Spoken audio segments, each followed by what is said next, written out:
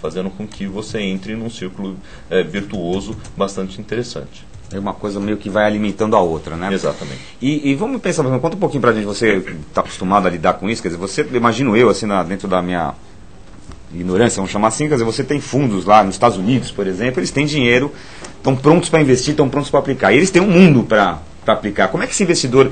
Você tem a questão dos BRICS, que são os países emergentes, como é que a análise dele, quer dizer, vamos supor, quais são as opções para o investidor aí global, vamos chamar assim, o Brasil é a grande estrela ou existem outras possibilidades? Como é que você vê isso daí?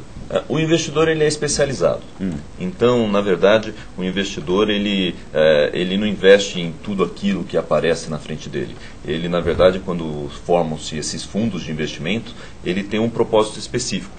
Então, para que ele seja capitalizado, para que ele atraia investidor para o fundo dele, ele já de partida ele vai falar, eu vou montar um fundo para investimento em terras no Brasil. Então você tem uma série de fundos estrangeiros, americanos e europeus, que estão investindo em agronegócios no Brasil.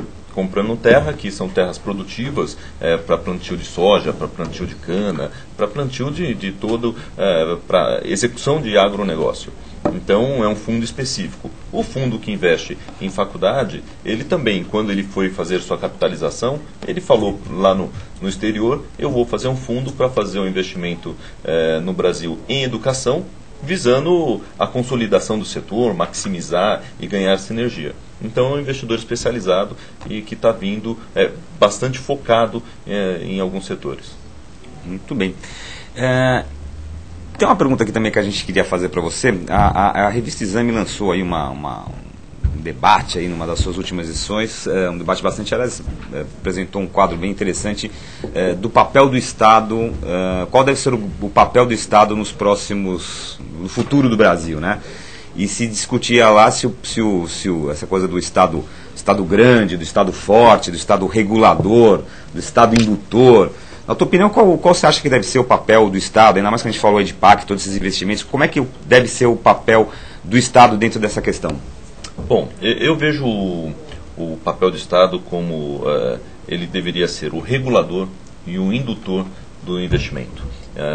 Eu acho que a participação do Estado na economia, essa é uma opinião muito pessoal, né? Deveria se restringir àqueles serviços que são serviços públicos e de natureza de serviço público, efetivamente, do governo, e não aqueles que têm características de setor privado. Como regulador, se você pegar alguns setores da economia, como energia elétrica, como saneamento e a água e esgoto, né, você tem que ter o Estado muito forte como regulador para que isso ocorra da maneira correta e que para você tenha serviços de qualidade. Já como indutor, ele tem que, como nós falamos do projeto Cidade, ele tem que ser o Estado que vai buscar o investidor correto para a sua cidade, atraindo o investidor para cobrir um gap que ele tem hoje, uma falta de infraestrutura que ele tem hoje, fazendo com que ele consiga endereçar e ter uma cidade melhor no futuro. Ok, voltando à questão do projeto Cidades que a Deloitte vem conduzindo aí, vocês já estão envolvidos nesse projeto, estão vendo, digamos, os seus primeiros resultados. O que tem chamado a atenção sua em termos aí de gap de oportunidade, por exemplo, dentro de uma cidade como São Paulo, como Rio de Janeiro, ou alguma outra que você queira citar? Bom, a cidade de São Paulo e Rio de Janeiro são duas cidades gigantescas, né, que você tem de tudo e precisa de tudo também. Você tem oportunidade de investimento. Uma coisa até paradoxal, né? Tem de tudo, mas ao mesmo tempo precisa de tudo. Só que se você, por exemplo, você sair de São Paulo e for para uma outra cidade sede, vamos, por exemplo, falar de Manaus. Manaus, uma cidade sede que não tem vocação para o futebol. O futebol do Amazonas deve estar na terceira divisão, ou coisa parecida. Então não é a grande vocação. Mas quando você olha o estado, a cidade principalmente, você vê que ele tem carência de hotel, ele tem carência de centros de convenções E ele tem, inclusive, carência de centro administrativo. Se você olhar as secretarias, elas estão espalhadas na cidade e que você podia, na verdade, levar isso para uma nova centralidade.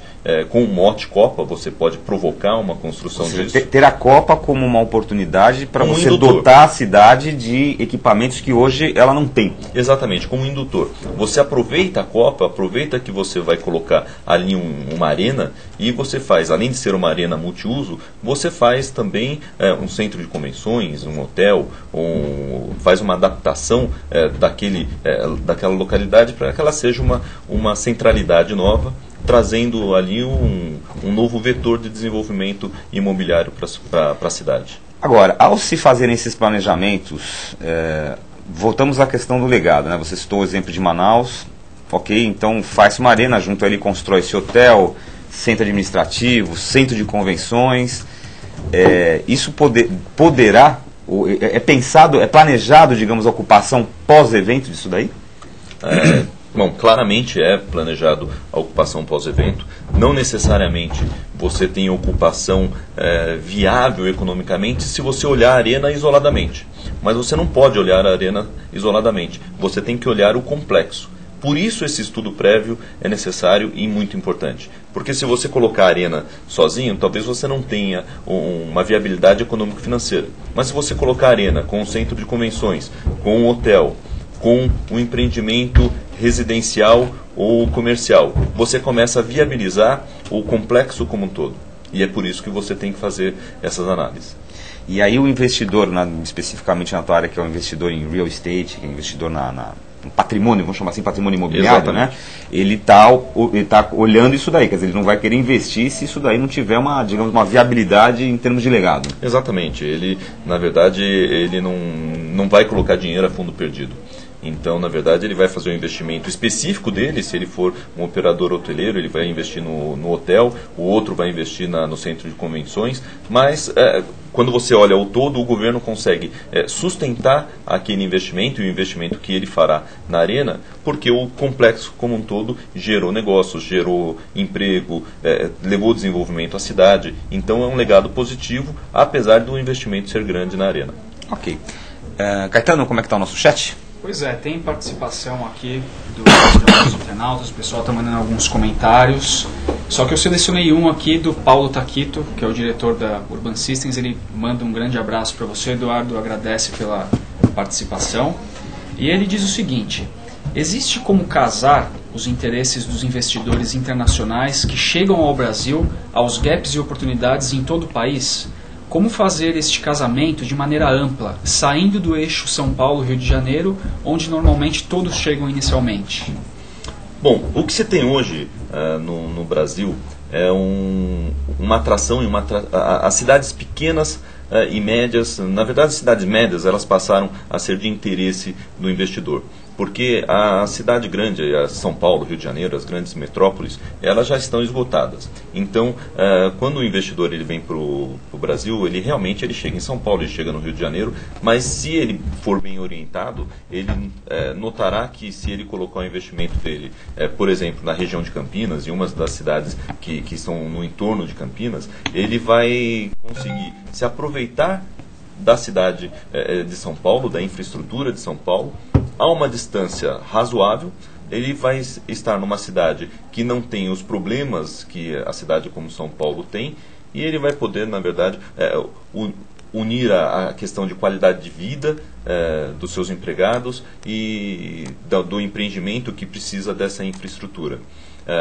Como que se consegue isso? Fazendo esses estudos que nós temos feito em conjunto com a Urban System, que é analisando as cidades, analisando sua vocação, a condição socioeconômica e os seus gaps. Aliás, essas cidades médias, né, digamos assim, cidades... Eu posso falar mais do interior paulista, que vocês conhecem, São José do Rio Preto, Ribeirão Preto, Campinas, elas estão tendo um crescimento bastante acelerado, né?